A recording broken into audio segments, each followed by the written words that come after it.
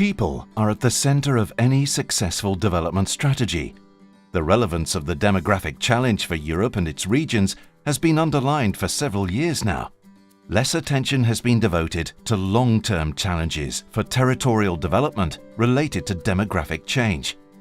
The strategic project, Making Migration Work for Development, sustains the capacity of regional and local governments to embrace a future-oriented vision of territorial development. Partners have engaged in the construction of scenarios to 2020 concerning the relevance of demographic trends for growth and job strategies. Such scenarios have been the turning point for both territorial analysis and a process of dialogue and cooperation among institutions of Southeast Europe. When looking at Southeast Europe as one region, its population has remained nearly stable since 2007 with almost 150 million people.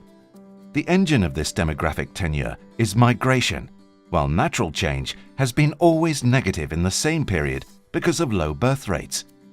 Equally important for macro-regional strategies, a large share of migration flows in Southeast Europe originate in the same region. At a closer sight, the general demographic stability hides divergent trends within this region. In 6 years, some countries have lost up to 5% of their total population, while others have experienced a positive demographic growth. Once again, outcomes depend largely on migration.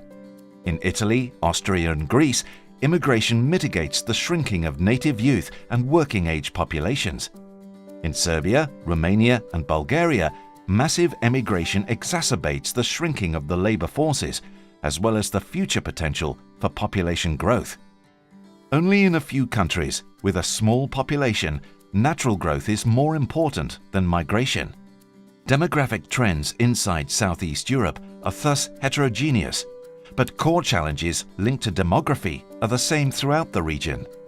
Population under the age of 40 is shrinking, and youth is progressively losing weight on the total population. The contraction of working-age population, already a reality and expected to worsen. The share of people over 65 increases in every country and will grow more until 2020, aggravating the balance between younger and older forces of society. How to sustain growth, jobs and productivity in light of such challenges? A complex question. To start addressing it, we must also consider the drastic changes that occurred in the societies of Southeast Europe and learn again who we are and what forces we have to look forward.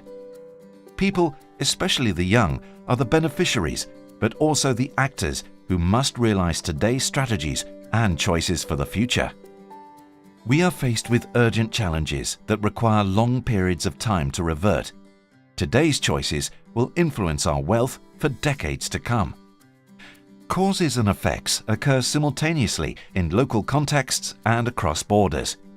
With this awareness, Making Migration Work for Development has organized transnational roundtables to discuss areas for multi-regional cooperation for 2014 to 20.